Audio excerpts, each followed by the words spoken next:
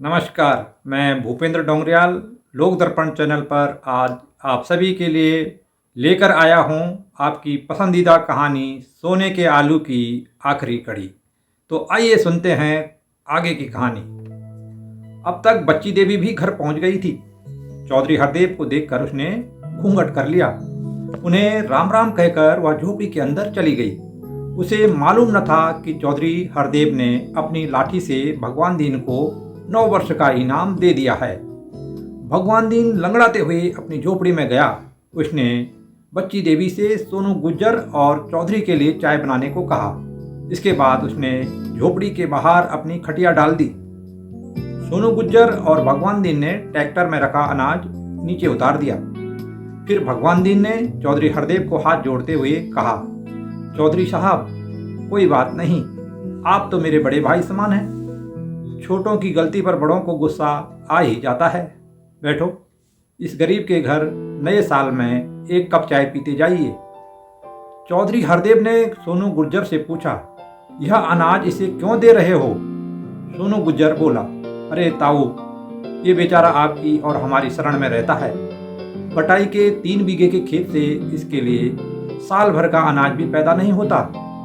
इसके घर में अनाज का एक भी दाना नहीं है।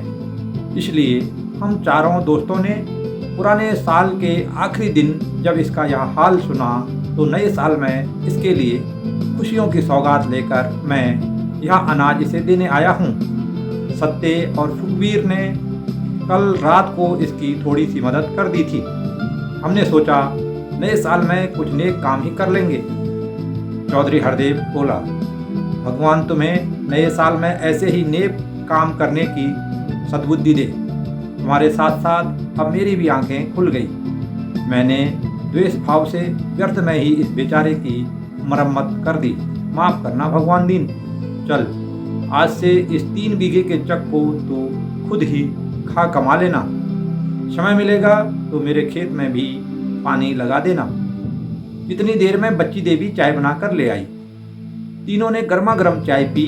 इसके बाद चौधरी हरदेव सोनू गुर्जर के साथ ही ट्रैक्टर में बैठकर अपनी हवेली के लिए निकल गए। भगवान दीन और उसकी पत्नी ने सड़क पर रखा अनाज घर के अंदर रखा।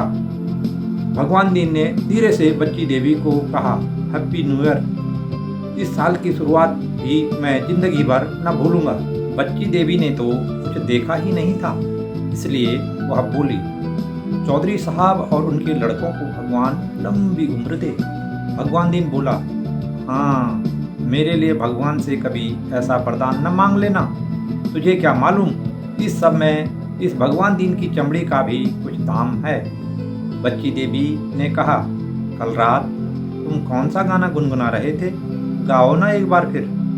बड़ा अच्छा लग रहा था, पर तुम तो बेसुध होकर फिर सो ही गए। भगवान दीन ने बच्ची देवी का मन रखने के लिए कराहते हुए गुनगुनाया, नागिन नागिन नागिन नागिन, मैं नागिन डांस में नचना। फिर दोनों ने अपने अंदाज में एक दूसरे को नए साल की बधाई दी। भगवान दीन कुछ देर के लिए मानो अपना सारा दर्द भूल गया था। तो ये थी कहानी सोने के आलू की आखिरी कड़ी। आपको यह कहानी कैसे लगी? कमेंट बॉक्स में ज़रूर अपनी प्रतिक्रिया लिखें और लोक दर्पण चैनल पर ऐसे ही रोमांचक मनोरंजक कहानियों को देखने के लिए चैनल को लाइक, सब्सक्राइब एवं शेयर करना न भूलें। धन्यवाद।